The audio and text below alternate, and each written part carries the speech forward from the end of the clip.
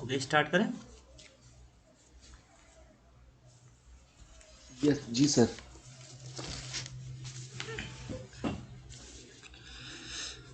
तो देखो, कल जो पढ़ा था हमने अति स्थूल मेदो रोग की चिकित्सा पढ़ रहे थे। अब उसके बारे में कुछ पथ्य बताए हुए हैं, उस पथ्य को देखेंगे एक बार, ये कौन कौन से पथ्य हैं। तो वो ये जो पथ्य हैं, ये उनके जो दोष हैं उस पर डिपेंड करते हैं। ठीक है, मेनली जो बात और पित्त था वो उसमें इन्वॉल्वमेंट था। फिर भी आपको इनमें से मैं निशान लगा रहा हूँ।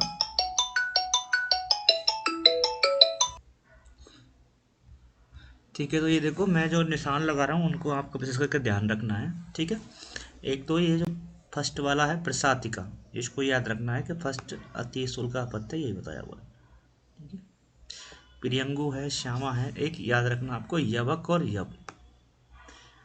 मैंने आपको दोनों को जब सूत्र स्तन का चैप्टर 5 या 6 पढ़ा रहे थे तो उसमें बताया था एक यवक है एक यव है। तो यवक जो था वो अपथ्य बताया था और यव था वो पथ्य बताया था। ठीक है, तो इन दोनों को अति स्थूल के लिए पथ्य बताया गया।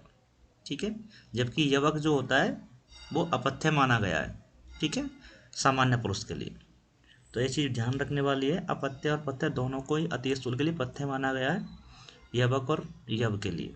ठीक है, उसके बाद आपको कुलथ, ये भी याद रखिए। ठीक है, कुलथ आड़कीनाम बीजानी पटोल क्षयामलके भोजनार्थे प्रयोज्यानि पानम च मधुकोद। ठीक है, मधुकोदम मतलब अनुपान के रूप में मधुक्त उदक याज प्रयोग करने के लिए बोला है। भोजनार्थ प्रयोज्यानि दोनों में ही। अरिष्टस्य अनुपानार्थे, अरिष्ट का अनुपान। ठीक है, और मेद मांस कपापहन, ऐसी चीज़ें जो कि मेद मांस और कफ को हरने वाली। ठीक है, ये अति स्थूल का क्या करती हैं, विनाश करती हैं। ये अति स्थूल के लिए अपथ्य, उपथ्य के लिए अच्छी बताई है, पथ्य के रूप में यूज करना इनको चाहिए। ठीक है, अब अति स्थूल को बिहार के कार्य कौन कौन से करने चाहिए, तो प्रजागरम। ठीक है, प्रजागर मतलब रात्रि में जागना चाहिए। ऐसा बताया है कि वो रात्रि में जगेगा तो कोई दिक्कत नहीं होगी। व्यववाय, व्यायाम, चिंतना नीचे, स्थौल्यम इंचनम परितुक्तम क्रमेण परिवर्तित।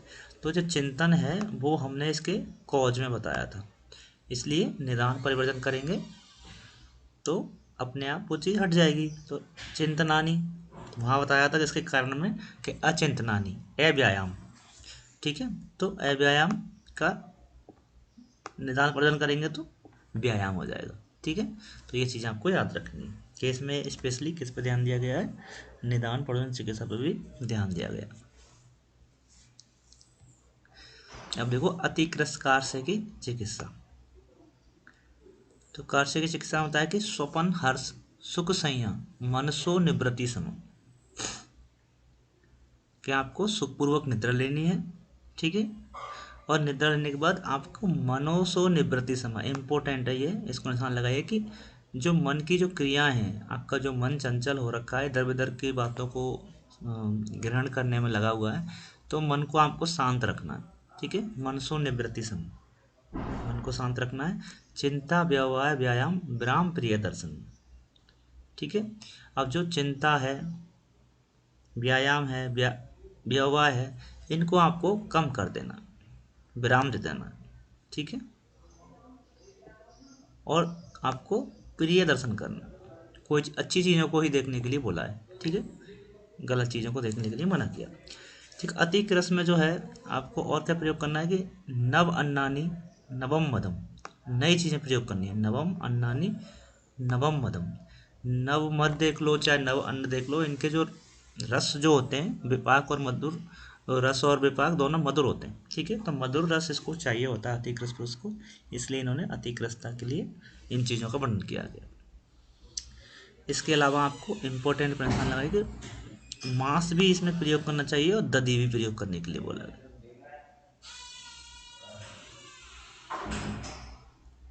मांस और दधि दोनों के प्रयोग के लिए बताया गया है, ठीक है। उसके अलावा देखो वस्ती प्रयोग के लिए बताया गया है। वस्ती भी वर्णन कराती है, कुछ वस्तियाँ ऐसी है, वैसे जनरली वस्ती कर्षण भी कराती है, परंतु कुछ वस्तियाँ ऐसी भी है जो वर्णन कराती है, तो वर्णन वस्ती का प्रयोग करना चाहिए। इसलिए वस्ती के साथ आगे क्या लिखा है, स्निग्ध मधुर तेल अभ्यंग, साथ में आपको अभ्यंग करना चाहिए कौन सी चीज़ों से, स्निग्ध हो और मधुर हो ऐसे तेलों से, ठीक है। स्निग्धम उद्वर्तनम स्नानम गंधमाल्य निसेवनम, ठीक है। आपको नित्य स्नान भी करना चाहिए।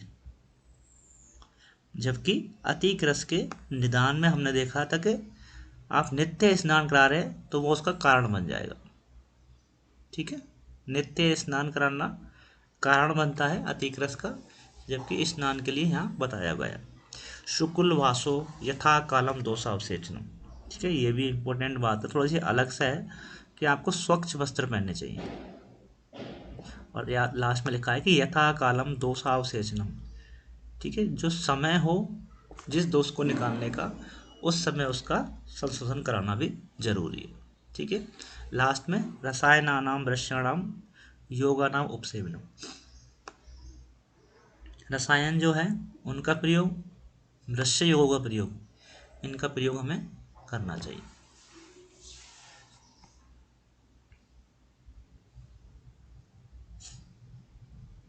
अब हम क्या कर रहे हैं कि निद्रा का कार्य चिकित्सा में महत्व, कि निद्रा इंपॉर्टेंट क्यों है कार्य चिकित्सा में, तो अचिंतनातस्य कार्याणाम ध्रुवम संतर्पेण से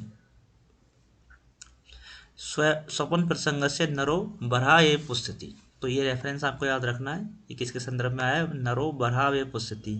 जो पुरुष है, नर है, वो सुगर के समान उसकी पुष्टि होती है। बरहा ये पुस्तिति के लिए लिखा है कि कब पुष्टि होगी, जब अपन वो क्या करेगा, अचिंतनस्य, कोई चिंता नहीं कर रहा है, ठीक है, संतर्पण क्रिया कार्य कर रहा है, और स्वपन प्रसंग से, और सुखपूर्वक कार्य करने के लिए निद्रा भी सम्यक रूप से ले रहा है, ठीक है। अगर कोई निद्रा सम्यक रूप से लेगा तो उसकी उपमा किससे दी गई है,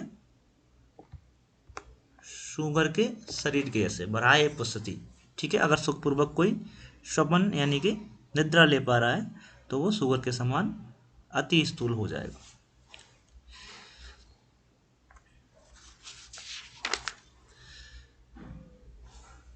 अब नेक्स्ट श्लोक में देखिए क्या लिखा हो, निद्रा की परिभाषा। निद्रा है क्या, तो पहला क्वेश्चन तो यही है कि आपको निद्रा की परिभाषा कहाँ बताई गई है, तो हम निशान लगा देते हैं, हम जनरली ये इंद्रिय स्थान में बताई गई है, क्योंकि इंद्रिय स्थान में हम ऐसी चीज़ें कुछ और भी पढ़ते हैं, तो ये ध्यान रखना। निद्रा की परिभाषा आंसर जाएगा आपका 21 चैप्टर अष्टोन्नतीय अध्याय, ठीक है। तो क्या बोल रहा है कि यदा तू मनसी क्लांते कर्म आत्मनम क्लमान्विता, तो बोल रहा है कि आपका जो मन है वो क्लांत हो जाए, क्लांत मतलब थक जाए, और कर्म आत्मन क्लमान्विता, ठीक है। कर्म आत्मन का मतलब होता है इंद्रिय, और इंद्रिय भी आपकी थक जाएं, ठीक है। आपका मन भी थक गया है और इंद्रिय भी आपकी थक गई हैं, और उस थकने की वजह से वो क्या हो गया, विषय व्ययो निवृत्तते, उनके जो विषय हैं, इंद्रियों के विषय हैं, ठीक है, वो इनसे निवृत्त हो गई, ठीक है। वो निवृत्त हो गई मतलब अपनी जगह से उन जो इंद्रियों के विषय को देख पा रही थी वो उनसे दूर हो गई है, कट गई है उनसे, उनका जो संबंध है वो हट गया, ठीक है।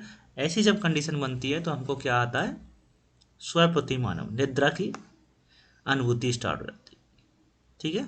तो इसमें तीन चीज़ें याद रखनी है आपको, आपका मन क्लांत हुआ है, इंद्रियां क्लांत हुई हैं, और जो इंद्रियां हैं अपने विषयों से अलग हो गई हैं, निवृत्त हो गई हैं, ठीक है। तब आपको निद्रा की कैटेगरी में आपको देखा जाएगा, या निद्रा आपको महसूस होने स्टार्ट हो जाएगी, ठीक है। ये तो निद्रा की परिभाषा हो गई। उसके बाद स्वप्न की परिभाषा और दे रखी है जो अष्टांग हृदय में दी गई है, ठीक है। स्वप्न और निद्रा दोनों में थोड़ा सा डिफरेंस है। आप लोगों को पता है कि हम जब पूरी तरह से सो गए तो वो स्वप्न है, जबकि उस निद्रा है, जबकि स्वप्न का मतलब क्या हुआ, हम निद्रा के अंदर कुछ चीज़ें ऐसी महसूस कर रहे हैं जो हमारे व्यवहार में है भी और व्यवहार में है भी नहीं, ठीक है। तो कभी कभी सपने ऐसे आते हैं जिनको हम ऐसी है जो हमारे आसपास की चीज़ों से महसूस करते हैं, ठीक है, हमारे आसपास की दिनचर्या हमें दिखती है। कभी कभी ऐसा भी होता है कि हमें जो चीज़ हमने कभी देखी नहीं, सुनी नहीं, तो भी हम महसूस करते हैं उन चीज़ों को। तो दोनों चीज़ें हमको महसूस हो सकती हैं, तो उसके लिए बोला है कि स्वप्न में एक्चुअल में होता क्या है, तो सर्व इंद्रियाणी उपरतो, आपकी जो इंद्रियां हैं वो उपरत हो गई। उपरत मतलब अलग हो गई हैं। किससे? ये बताते हैं कि मनो अनुप्रत और मन अनुप्रत है। मन अलग नहीं हुआ है। किससे? विशेषेभ्यो, अपने विषयों से। जब आपको किसी चीज़ का ज्ञान करना हो प्रत्यक्ष, तो ज्ञान करने के लिए हमको क्या चाहिए? मन और इंद्रिय, उस सत्व इंद्रिय मनो आत्मा, ठीक है।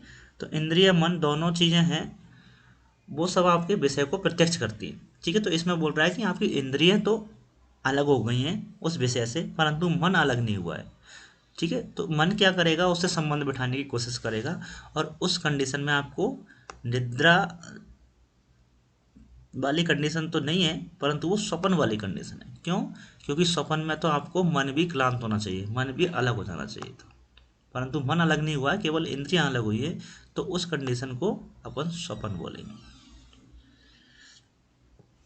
ठीक है। स्वप्नम नानारूपम प्रपाश्यति, ये अष्टांग संग्रह सूत्र में बताया हुआ है, ठीक है।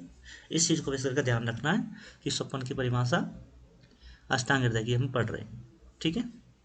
और जो चरक में जो स्वप्न की डेफिनेशन बताई है, वो इंद्रिय स्थान में बताई हुई है, तो ये ध्यान रखने वाली है। चरक का अगर पूछे आपसे कि इंद्रिय स्थान की डेफिनेशन कौन से स्थान में बताइए, तो इंद्रिय स्थान में बताइए, सूत्र स्थान में बताइए। जबकि निद्रा की परिभाषा सूत्र स्थान में बताई हुई है, ठीक है।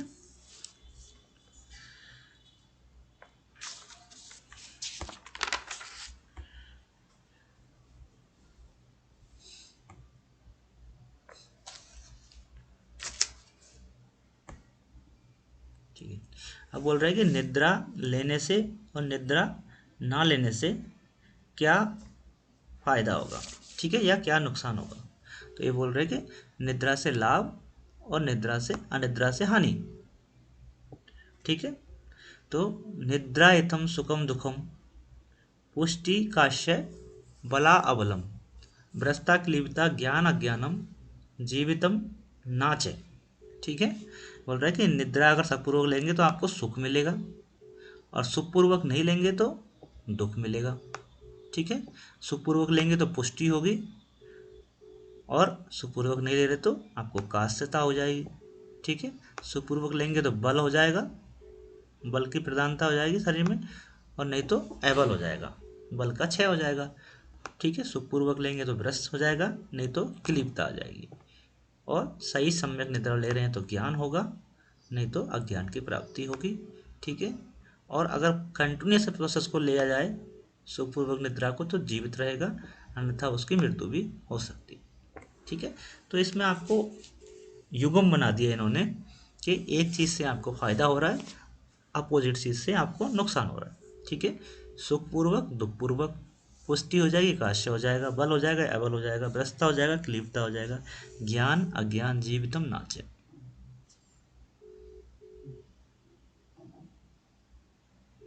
ठीक है। ये जो चीज़ें हैं, इन चीज़ों को आपको ध्यान रखना।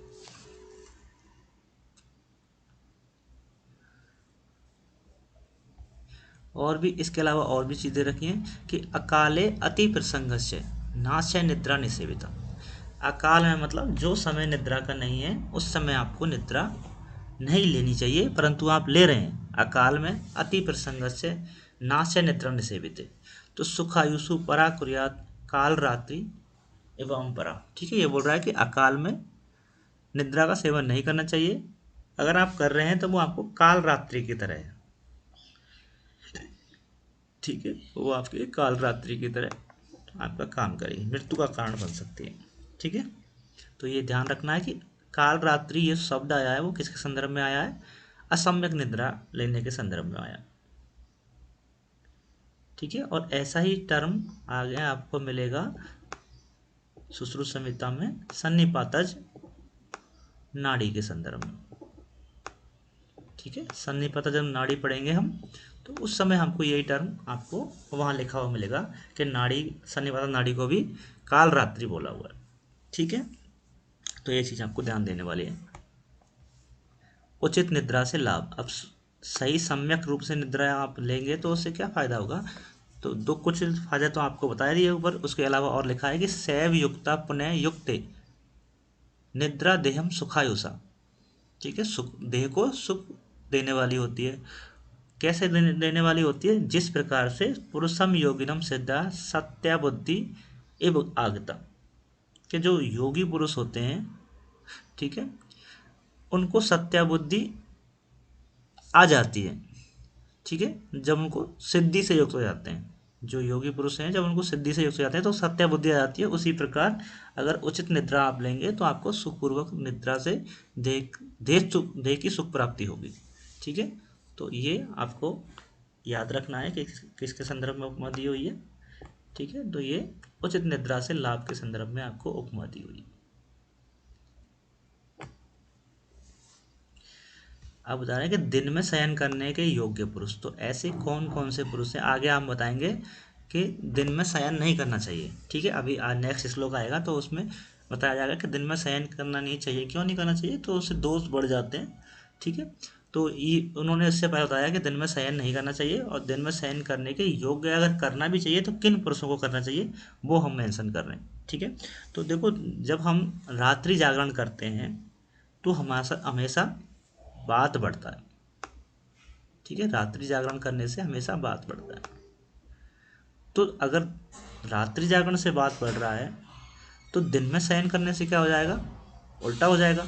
ठीक है, उल्टा हो जाएगा, इसका मतलब क्या है? बात का समन हो जाएगा। ठीक है, तो बात का समन हो जाएगा।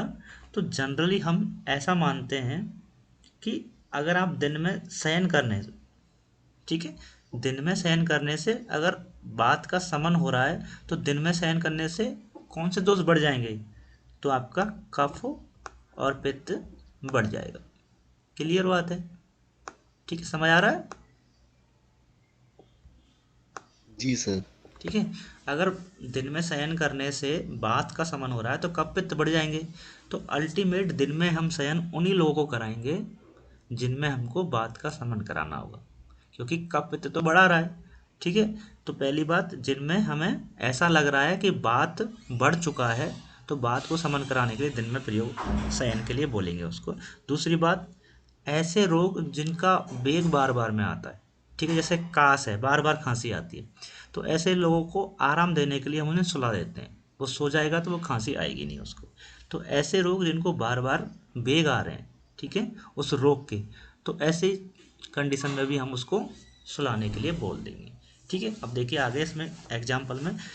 ठीक है, गीता अध्ययन मद स्त्री कर्म भार अद्भुतता। गीता अध्ययन मतलब डेली कोई रूटीन में रीडिंग कर रहा है, गीता का अध्ययन कर रहा है, या फिर कोई भी किसी भी तरीका की रीडिंग कर रहा है। जो आदमी रीडिंग करेगा तो बार बार में बोलेगा भी और चिंतन भी करेगा। तो चिंतन करता है, बार बार में बोल रहा है, तो आपका बात बढ़ा हुआ है वहाँ। ठीक है, उस बात को समन करने के लिए इन्होंने बोला है कि दिन में शयन ऐसे लोगों को करना चाहिए। ठीक है, तो अगर स्टूडेंट डेली अगर अध्ययन कर रहा है तो उसमें सोने में दिन में कोई बुराई नहीं है। ठीक है, आगे देखो, ये ध्यान रखना गीता अध्ययन वाला। आगे देखो, अजीर्ण, इसमें निशान लगाइए कि अजीर्ण, अजीर्ण में दिवास्वपन प्रयोग करना चाहिए। ठीक है, जब आप अजीर्ण पढ़ेंगे माधव निदान में और दूसरी जगह, तो आपको 4 प्रकार के अजीर्ण मिलेंगे। ठीक है, आमाजीर्ण, विदग्ध अजीर्ण, विष्टब्दाजीर्ण और रस से सजीर्ण। ठीक है, उनमें से एक जो कंडीशन है रस से सजीर्ण, उसमें क्लियर मेंशन किया गया है कि उसकी चिकित्सा जो है वो शयन बताई हुई है। ठीक है, रस से शरीर के लिए आपको चिकित्सा की जरूरत नहीं है, केवल आप सो जाइए।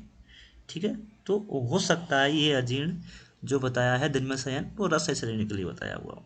ठीक है, तो ये ध्यान रखना है आपको। तो आगे बोला छत छीण वृद्ध बाल अबाल। ठीक है, छत छीण जो होते हैं उनमें ऑलरेडी बात बड़ी हुई है तो उसको बात को समन करने के लिए दिन में सुना देंगे। परंतु वृद्ध भी है, वो भी बात की वृद्धि होती है। पर बाल जो होते हैं, बाल कफ होते हैं, कफवर्धक होते हैं। बाल जो छोटे बच्चे होते हैं उनमें कफवर्धक होते हैं, परंतु उनकी जो निद्रा का समय है वो ज़्यादा है। तो क्योंकि उनको रात्रि में पूरी निद्रा नहीं मिल पाती, या कभी कभी वो रात्रि में उठ भी जाते हैं। ठीक है, इसलिए उनकी निद्रा को पूर्ति करने के लिए दिन में शयन कराने के लिए बोला हुआ है। ठीक है, अब देखो आगे वाले रोग कैसे हैं। तृष्णा, प्यास लग रही है। ठीक है, अतिसार, अतिसार में बार बार में वेग आता है। ठीक है, शूल, अर्थ, शूल भी बात की वजह से होता है, इसलिए सोने के लिए बोला कि श्वासिनो हिक्का, श्वास रोग भी बार बार उठती है और हिक्का भी बार बार आता है। तो ये ऐसे रोग हैं जिनका वेग बार बार आ रहा है, इसलिए इनमें शयन कराने के लिए बोला हुआ। ठीक है। पतित भी पतित भी अभी उन्मत्ता क्लांता यान प्रजागरे, क्रोध शोक भय क्लांता देवा स्वपन उपचितश्च सर्व एते दिवा स्वप्नम सेवेरेन सर्वकालिकम। ठीक है। तो एक निशान लगाना है इस पर, क्रोध शोक भय वाले पर। ठीक है। इनमें भी दिवा स्वप्न करने के लिए बोला हुआ है। ठीक है। बाकी आपको याद हो जाएंगे, एक गीता अध्ययन वाला, अजीर्ण वाला, अतिसार, श्वास हिक्का और क्रोध शोक भय क्लांत।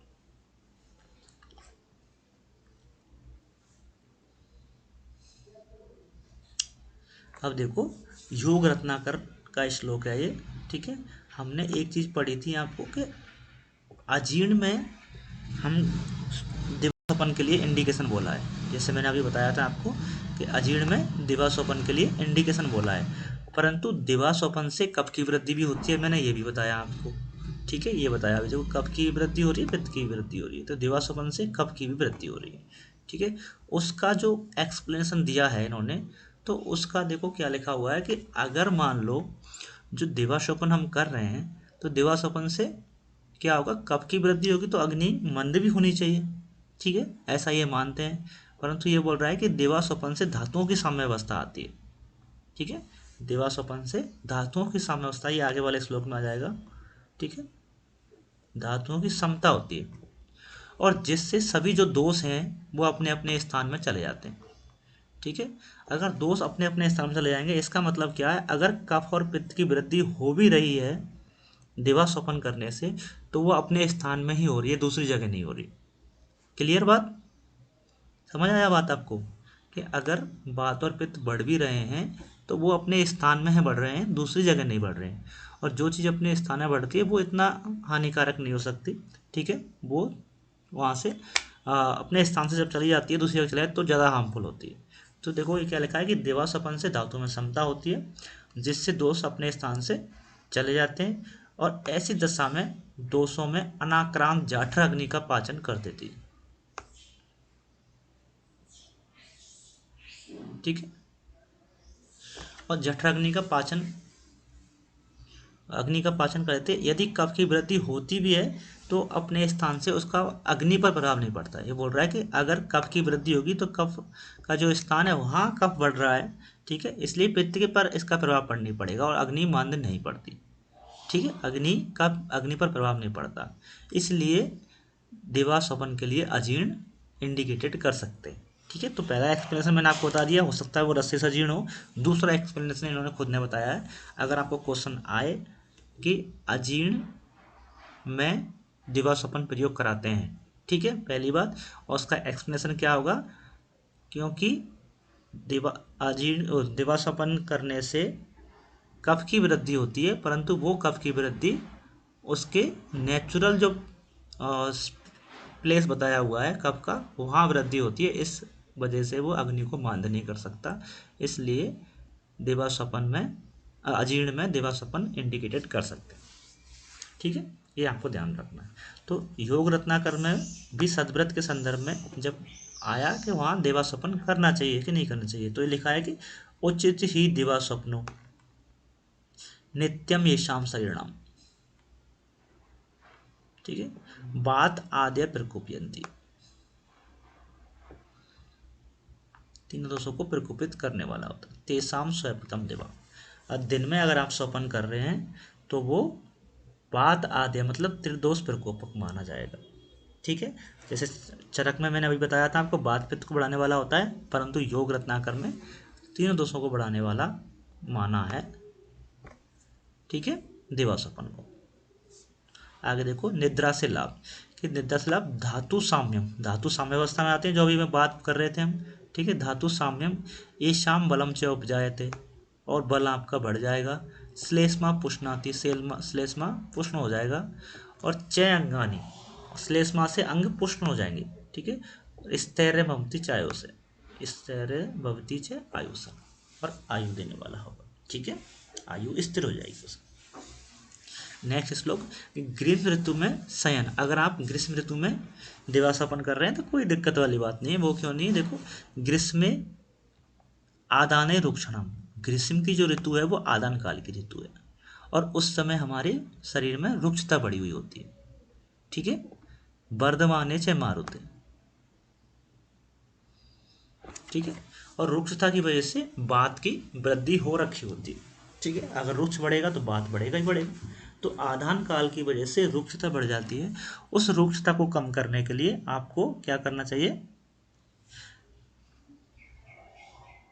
या रुक्षता को कम करने के लिए आपको बात नाशक काम करने हैं। तो इसलिए उसको हम सोने के लिए बोल सकते हैं।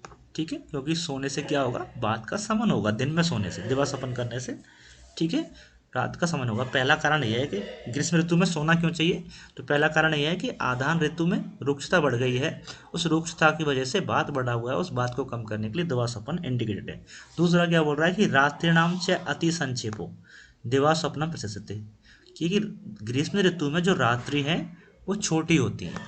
ठीक है, उनका जो ड्यूरेशन है वो कम होता है, इसलिए उनको पूर्ण रूप से निद्रा नहीं हो पाई है। उसको पूर्ण निद्रा करने के लिए उसको दिवास्वप्न में सोने के लिए बोला गया है। तो ये दो एक्सप्लेनेशन आपको याद रखने हैं।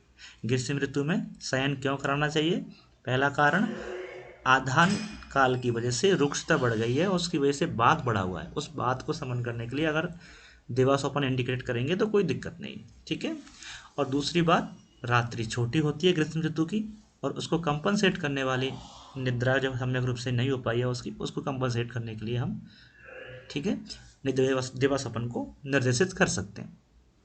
आगे देखा कि अन्य ऋतु, अन्य ऋतु में दिवास्वप्न से हानि। अगर इसके अलावा हम कोई दूसरी ऋतु में दिवास्वप्न करने के लिए इंडिकेटेड करते हैं तो उससे क्या नुकसान होगा, तो ग्रीष्म ऋतु वर्जेशु कालेषु दिवास्वप्ना, ग्रीष्म ऋतु को छोड़कर अन्य काल में दिवास्वप्न करने से प्रकोप्यात श्लेषम पित्त, श्लेषम पित्त जो मैंने अभी बताया था आपको कुछ देर पहले कि कफ और पित्त बढ़ जाएगा।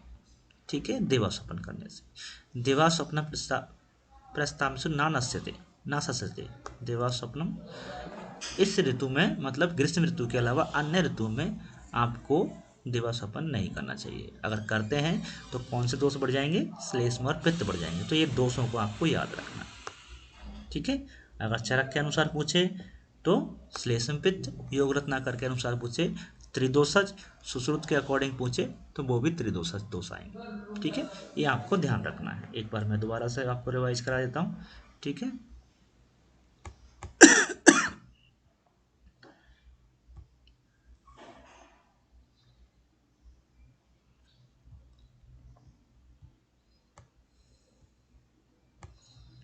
ठीक है, दिवास्वप्न करने से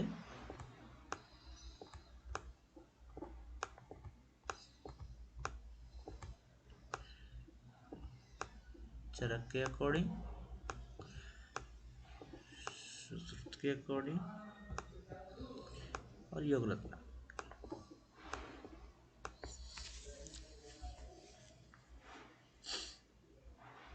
चरक के अकॉर्डिंग हमने बताया कफ और पित्त बढ़ गया। ठीक है, सुश्रुत के अकॉर्डिंग तीनों दोष बढ़ जाएंगे। ठीक है, योग रत्ना के अकॉर्डिंग भी तीनों दोषों का बढ़ जाए। ठीक है, इतनी सी बात समझ में आई आप लोगों को। ठीक है, क्लियर। जी सर। ठीक है, नेक्स्ट आप रात्रि जागरण। ठीक है, रात्रि जागरण का भी आप मेंशन कर लीजिए। अगर चरक के अकॉर्डिंग देखेंगे तो आपको बात बढ़ी हुई मिलेगी, क्योंकि बाकी दोष कब बढ़ रहे हैं, वो दिन में सोने से बढ़ रहे हैं, तो बचा आपका रात्रि जागरण में भाव। ठीक है, सुश्रुत के अकॉर्डिंग देखेंगे तो बात के साथ साथ आपको पित्त भी बढ़ा हुआ मिलेगा। ठीक है, तो ये थोड़ा सा डिफरेंस है, वो आपको याद रखना। ठीक है, क्लियर। जी सर।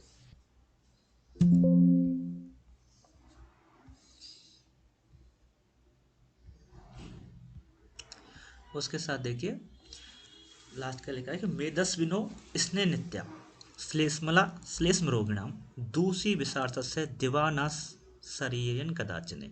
ठीक है, ऐसे रोगी जिनको दिवास्वपन करना कम्प्लीटली कॉन्ट्राइंडिकेटेड है, इनको दिवास्वपन करना ही नहीं चाहिए, उनमें ये लोग हैं कि मेदस्विना। मेदस्वी मतलब जिसमें पहले रूप से काफ़ी कफ बढ़ा हुआ है, उसको आप दिन में और सुला दोगे तो कफ और बढ़ जाएगा। इसने नित्य जो इसने ले रहे हैं, इसने हम क्यों दे रहे हैं उसको, क्यों स्निग्धता देना है, हमें स्निग्धता करना है आपको, तो स्निग्धता दे रहे हैं उसको, पहले से ही कफ बढ़ा रहे हैं हम इसने दे के, और आप दीवार से बंद करा दोगे तो और बढ़ जाएगा। श्लेष मतलब कफज प्रकृति के जो लोग हैं, ठीक है, या फिर कफज रोगी जो हैं, ऐसे रोगों को आपको दिवास्वपन पूरी तरह से कॉन्ट्रा इंडिकेट बताया है, परंतु आपको निशान लगाना है दूसरी विषाण। ठीक है, दूसरी विष में दिवास्वपन कॉन्ट्रा इंडिकेट है पूर्ण तरह से। ठीक है, तो ये ध्यान रखने वाली चीज़ें आपके लिए, इसमें आप टिक कर लीजिए। ठीक है, उसके अलावा देखो बागवट में एक चीज़ और बताइए, ये भी आपको याद रखने वाली है कि विषार्थम कंठ रोगी, जो जिसने विष का पान किया है, जो हमने बताई दिया यहाँ पे दूसरी विष। ठीक है, और कंठ रोगी, ठीक है, कंठ रोगी को भी नाचैव जातु निशावपी, उसको दिवास्वपन तो करना ही नहीं चाहिए, पर साथ में रात्रि में भी शयन नहीं करना चाहिए। क्लियर, उसके लिए सो मतलब उसके लिए शयन करना इतना कॉन्ट्राइंडिकेट है दो लोगों के लिए, विष वाले के लिए और कंठ रोगी के लिए, कि दिन में तो सोना है ही नहीं, परंतु उनको रात्रि में भी नहीं सोना चाहिए। ठीक है, तो ये विषार्थ और कंट्रोल को स्पेशली आपको ध्यान रखना है, उनको रात्रि शयन करने के लिए भी मना किया गया। ठीक है, कौन से रोग, विषार्थ और कंट्रोल, ये भागवत ने बताया। क्लियर बात। उसके बाद देखो आपको कुछ रोगों के नाम बताएं, कि बोला है कि अगर कोई आप असमक रूप से, जो आपका काल नहीं है सोने का, उस समय आप अगर शयन करेंगे तो आपको कुछ रोग हो जाएंगे।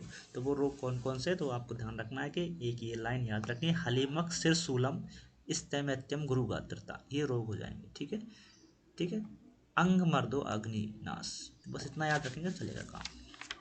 ठीक है, एक नाश में याद रखना कि स्मृति बुद्धि ब्रह्मोस्य संरोध श्रोत्साम जरम। ठीक है, और इंद्रियाणाम असामर्थ्यम विस्वेग प्रवर्तन। तो आपको अल्टीमेट पहली लाइन याद रखनी है। दूसरा देखो ज्वर, ज्वर भी इसमें आ जाता है, कभी कभी ऐसा होता है काफ़ी लोगों को दिन में सोने से ही फीवर आ जाता है, क्यों, क्योंकि वो उनके लिए असम्यक है। ठीक है,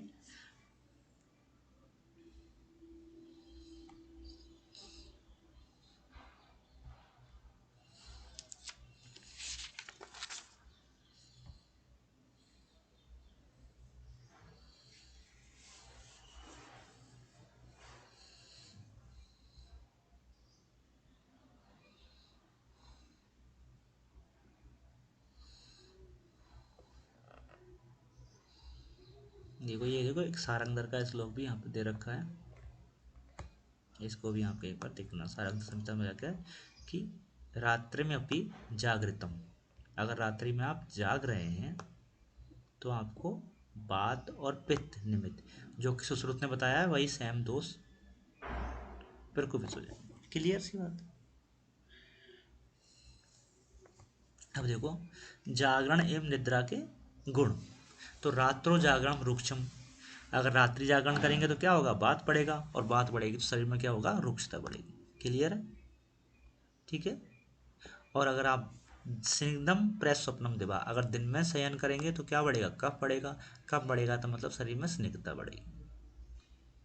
ठीक है, तो रात्रि जागरण से रुक्षता बढ़ती है, दिवास्वपन से स्निग्धता बढ़ती है। तो आरुक्षम अनाभिसंधि तो आसीन प्रचलन प्रचलन आयतम। ठीक है, ये इंपॉर्टेंट बात है। तो त्वासीन प्रचलित आयतम है, इसके ऊपर एक देखो ये जब लगा होता है तो इसका मतलब क्या है, इसका नीचे टीका दी हुई है। ठीक है, इस चीज़ का मतलब ये होता है कि ये नीचे टीका दी हुई है, तो इसका टीका में देखो क्या लिखा है, आसीन प्रचलन आयुषम किंचित निद्रा सेवनम। ठीक है, अगर जो व्यक्ति ऐसा है जो रात्रि में शयन करेगा, रात्रि में शयन करने से क्या होगा, बात बढ़ेगी और रुक्षता बढ़ेगी। दिन में शयन करने से कफ बढ़ेगा यानी स्निग्धता बढ़ेगी। परंतु जो रात्रि में भी शयन नहीं कर रहा, दिन में भी शयन नहीं कर रहा, केवल बैठा हुआ है, ठीक है, केवल बैठ के ही झपकी ले रहा है, उसको ना तो बात बढ़ेगी और ना उसको कफ बढ़ेगा, यानी अभिशंद भी नहीं होगा। ठीक है, तो ये इसके संदर्भ में आया है। इसके नीचे में देखो हिंदी अगर आप देखेंगे तो क्या लिखा है कि जो व्यक्ति सामान्य रूप से बैठे हुए नींद लेते हैं, बैठे हुए निद्रा, व्यक्ति में निद्रा का सेवन करना ना कफ को बढ़ाता है ना बात को बढ़ाता है, इसलिए शरीर ना रुक्ष होता है ना स्नेह। ठीक है, अब निद्रा का महत्व। ध्येव्रतो यथा आहारम स्वप्नम सुखो मता, स्वपन आहार समुत्थे स्थौल कार्य विशेषते। ये इंपॉर्टेंट लाइन है आपकी। ठीक है, कि स्वपन और आहार जो है वो स्थौल्य और कार्य के लिए विशेष रूप से कारगर होते हैं। यानी कि हम ऐसा बोल सकते हैं कि स्थौल्य और कार्य किसके निमित्त है? स्वपन और आहार के। अगर स्वपन और आहार हम सम्यक रूप से ले रहे हैं तो स्वपन और आहार सम्यक रूप से आपके ले रहे हैं तो आपको स्थूलता या कार्सता डिसाइड होगा। अगर स्वपन और आहार सही ढंग से नहीं ले रहे हैं तो कार्सता आ जाएगी, अगर सम्यक प्रयोग में ले रहे हैं तो स्थूलता आ जाएगी। ठीक है, तो ये चीज़ें आपको ध्यान रखना है कि स्थौल्य और कार्य जो है वो स्वपन और आहार के समुत्थ हैं। ठीक है, सम्यक रूप से निद्रा का सेवन करना ना करना ये सब इस पर डिपेंड है। अगर सम्यक लेंगे तो इनमें से दोनों रोग कोई नहीं होगा, और असम्यक लेंगे तो दोनों रोग होने की पॉसिबिलिटी है। ठीक है, कम मात्रा में लेंगे तो काश्यता और ज़्यादा मात्रा में लेंगे तो स्थौल्यता। ठीक है, तो ऐसे ही यहाँ जो लिखा है आहार और स्वपन स्थौल्य और कार्य के लिए कारगर हैं या निमित्त हैं, ऐसे ही सुश्रुत में जो लिखा है कि स्थौल्य कार्य के लिए स्पेशली ये रस निमित्त है, रस धातु निमित्त है। ठीक है, लिख लेना आप लोग, ये रस निमित्त है। ठीक है, चरक ने बताया कि स्थौल्य कार्य किसके निमित्त हैं? तो आहार और स्वपन के, जबकि सुश्रुत ने बोला कि जो स्थौल्य और कार्य है वो रस निमित्त है, रस रस उसमें कारण है। ठीक है, तो ये तो ध्यान रखने वाली बात है, क्वेश्चन आता है। निद्रा नाश की चिकित्सा। अगर किसी का निद्रा नाश हो गया है, इंसोम्निया हो गया है, तो इसे क्लिनिकली रूप से भी आप देख सकते हैं और आप अपने एंट्रेंस के हिसाब से देखते हैं कि अगर आपके पास पेशेंट ऐसा आ रहा है कि उसको बोल रहा है कि मुझे निद्रा नहीं आती रात्रि में, तो उनको क्या चिकित्सा करेंगे। ठीक है, उसके लिए बताया कि निद्रा नाश की चिकित्सा। तो अभ्यंग उत्सादनम, तो इसमें आप सबसे पहले देखो निद्रा नाश हुआ है तो उसको क्या हुआ होगा। ठीक है, निद्रा नाश हुआ है तो उसको उसकी बात बढ़ चुकी है। ठीक है, तो बात बढ़ गई। देखो अभ्यंग उत्सादनम स्नानम, तो हम सब ऐसे आहार देंगे जो गुरु होंगे, मधुर होंगे। ठीक है, और उसके मन को जो मन है उसके मन को प्रसन्न करने वाले होंगे। तो अभ्यंग उत्सादन स्नान ग्राम्य आनुप औदक रसम साल्यान्नम दधि क्षीरम स्नेहो मदम मनस्सुखम मनसो अनुगुणा गंधा शब्द संवहानी च चक्षुषो तर्पणम लेपम शीर्षो वदनस्य च स्वतीर्णम शयनम वेशमम सुखम काल यथोचितम अनंत्यम चिररात्रि निद्रा चिरम निद्रा प्रनष्टा व निमित्तता। ठीक है, तो अभ्यंग कराइए आप, तो अभ्यंग से भी आपको कफ बढ़ेगा। ठीक है, स्नान से भी कफ भी बढ़ता है। ठीक है, नित्य स्नान से ग्रस्ता आ जाती है। शैल्यम दधि, ये दधि है ये भी कफ वर्धक है, क्षीर है ये भी कफ वर्धक है, और जो मन को प्रिय लगे ऐसी मद का प्रयोग भी बोला हुआ है। ठीक है, मन को जो प्रिय लगे ऐसे शब्द और गंध का प्रयोग बताया हुआ है। चक्षु तर्पण, इसका मतलब क्या है? निद्रा नाश में आपको ऐसे भाव देने हैं जो मन के लिए अच्छे हों, दूसरा कफ कफ बढ़ाने वाले हों। ठीक है, तो ये सब चीज़ें आपको ध्यान रखनी। निद्रा नाश में अगर आप ये क्रियाएं आप कराएंगे तो निश्चित रूप से उसको फायदा होगा।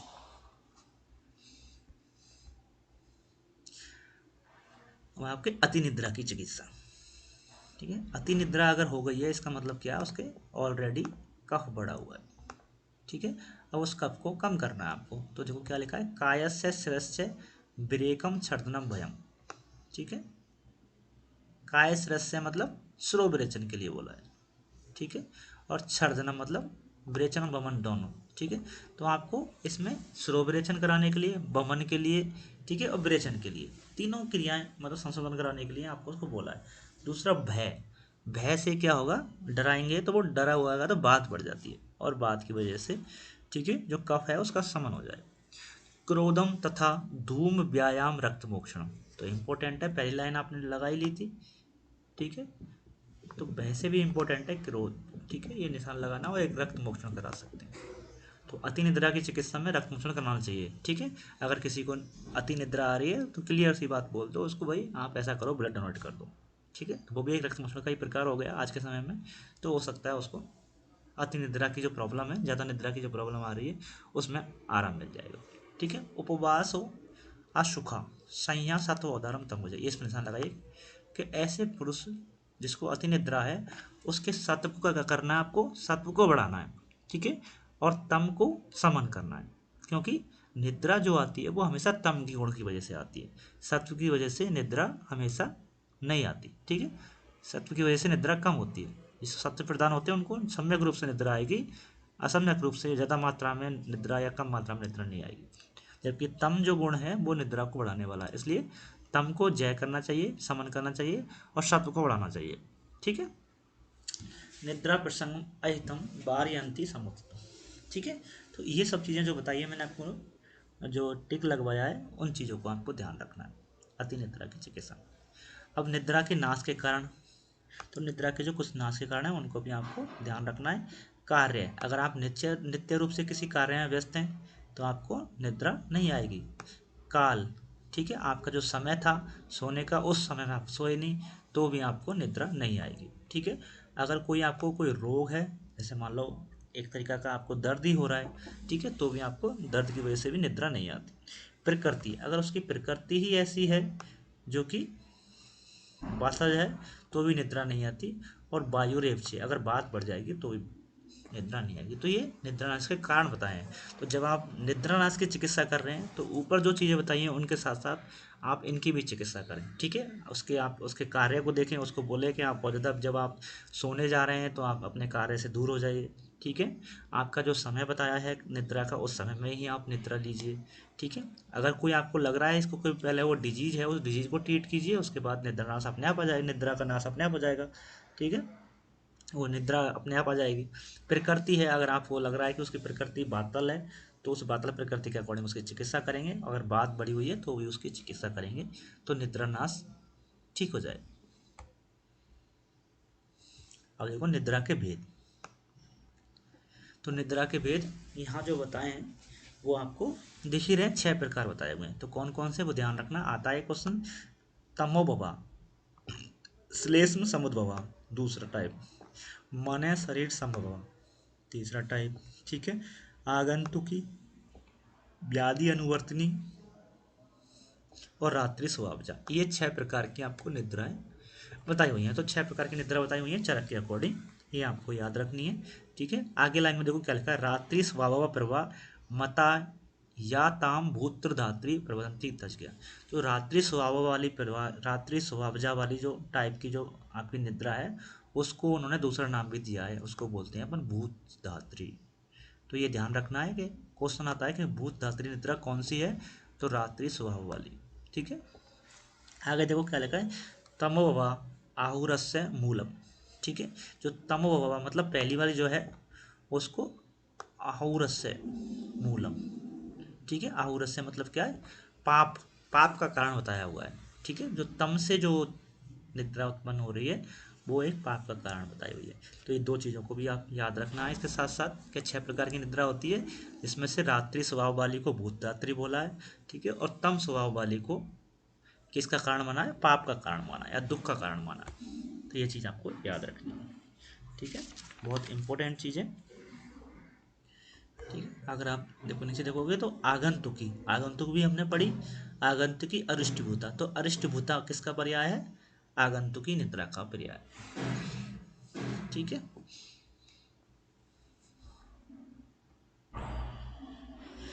तो इसके अलावा देखो सुश्रुत के अकॉर्डिंग जो निद्रा के प्रकार हैं वो 3 बताए हैं, ठीक है। ये तो हमने चरक के पढ़े थे। सुश्रुत के अकॉर्डिंग निद्रा के 3 प्रकार हैं, वैष्णवी, वैकारकी और तामसी निद्रा, क्लियर। तो चरक के अकॉर्डिंग 6 हो गए, सुश्रुत के अकॉर्डिंग 3 हो गए, ठीक है। अब बचा आपका वाग्भट, ठीक है। तो हमने जो 6 पढ़े थे और उस 6 में से एक ये प्रकार जो पढ़ा था मने शरीर संभवा, अष्टांग हृदय में या भागवत में इन दोनों को डिवाइड कर दिया इन्होंने। ठीक है, मन अलग कर दिया और शरीर अलग कर दिया। ठीक है, तो इस प्रकार ये 6 की जगह कितने हो गए, 7 हो गए। ठीक है, तो ये 7 प्रकार अष्टांग संग्रह में बताए हुए हैं भागवत के अकॉर्डिंग। तो देखो ये लिखे हुए हैं नीचे। ठीक है,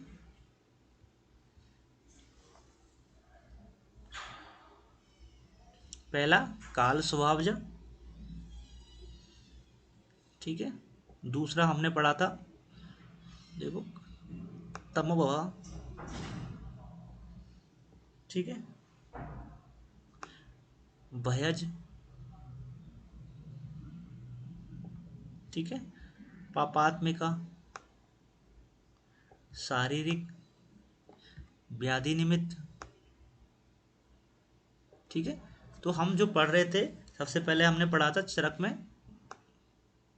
तमोभव, पहली ही हो गई। ठीक है, फिर पढ़ा हमने कफज वाला, तो कफांतुक दूसरी वाली ये हो गई, कफ वाली, श्लेष्म समुद्भवा बोल सकते हैं इसको। फिर बोला मन है शरीर संभवा। ठीक है, तो मन से अलग होगी और शरीर से अलग होगी। ठीक है, इसलिए शरीर वाली तो उन्होंने अलग कर दी, और मन वाली यानी चित्त वाली, ठीक है, दोनों अलग हो गई। उसके बाद आगंतुकी बोला, तो आगंतुकी आपकी कहाँ है, आगंतुकी ये दे रखी कफ के बाद। ठीक है, आगंतुकी के बाद व्याधि अनुवर्तनी, व्याधि अनुवर्तनी ये दे रखी है आपकी। ठीक है, और रात्रि स्वभावजा जो काल रात्रि में ही आती है, काल, तो काल स्वभावजा रात्रि वाली हो गई। और लास्ट में आपकी जो बची,